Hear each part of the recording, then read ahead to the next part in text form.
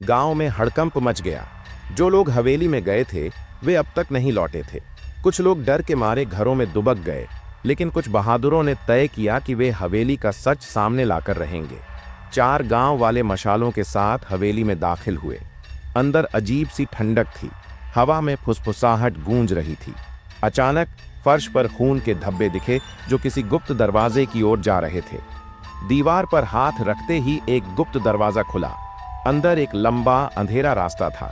सभी ने हिम्मत जुटाई और अंदर चले गए। जैसे ही वे आगे बढ़े, दरवाजा अपने आप बंद हो गया। अब उनके पास कोई रास्ता नहीं था सिवाय आगे बढ़ने के।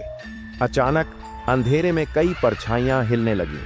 वे हवा में तैर रही थीं, जैसे कोई उन्हें देख रहा हो। तभी एक आवाज आई, तुम यहां नहीं आ सकते। सभी ने पीछे मुड़कर देखा, लेकिन वहां कोई नहीं था। रास्ते के अंत में एक बड़ा कमरा था। वहां उन लापता गांव वालों की परछाइयां दीवारों पर कैद थीं।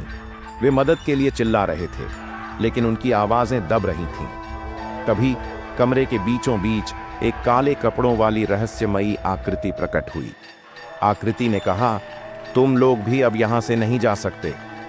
एक बूढ़े गांव वाले ने हिम्मत करके पूछा, तुम कौन हो? वह साया धीरे धीरे आगे बढ़ा और बोला, मैं वही आत्मा हूं जिसे इस हवेली ने सालों पहले निगल लिया था। अब तुम सब भी इसी का हिस्सा बनोगे। गांव वालों ने भागने की कोशिश की, लेकिन दरवाजे गायब हो चुके थे। हवेली की दीवारें हिलने लगीं, जैसे कोई उन्हें निगल रहा हो। चारों तरफ अंधेरा छा गया और फिर चीखों की आवाज आई। सुबह होते ही हवेली पहले की तरह शांत खड़ी थी, लेकिन अब गांव में नए लोग गायब हो चुके थे। हवेली के दरवाजे पर फिर से एक नया नाम खुदा था। गांव में खौफ और बढ़ गया। अब कोई भी हवेली के आसपास जाने की हिम्मत नहीं कर रहा था, लेकिन गांव के एक युवक अर्जुन ने ठान लिया कि वह इस रहस्य से पर्दा उठाकर रहेगा। रात के अंधेरे में अर्जुन अकेले ही मशाल लेकर हवेली की ओर बढ़ा। हवेली के अंदर कदम रखते ही उसे वहीं ठंडक महसूस हुई। हवा में फिर वहीं फुसफुसाहट गूंज उठी, लेकिन अर्जुन बिना डरे आगे बढ़ता गया।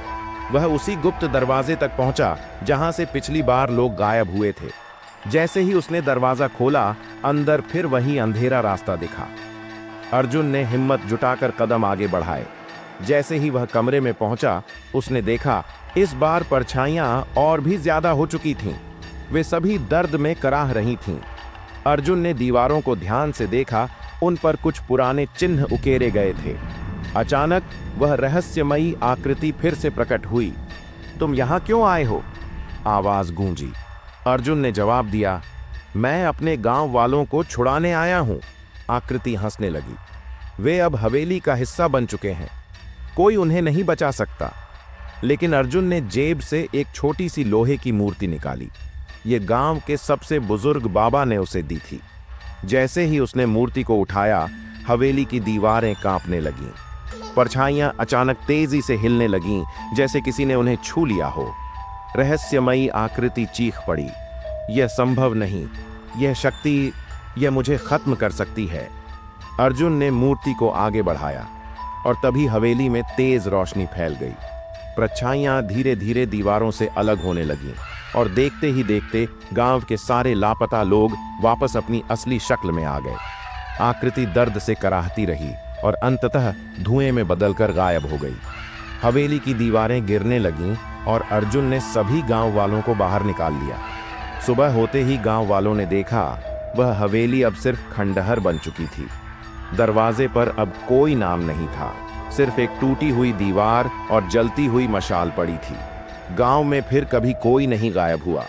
लेकिन अर्जुन जानता था, यह कहानी यहीं खत्म नहीं हुई। ऐसी मजेदार वीडियो के लिए लाइक सब्सक्राइब करें अपने चैनल कार्टून क्रेजी फन को।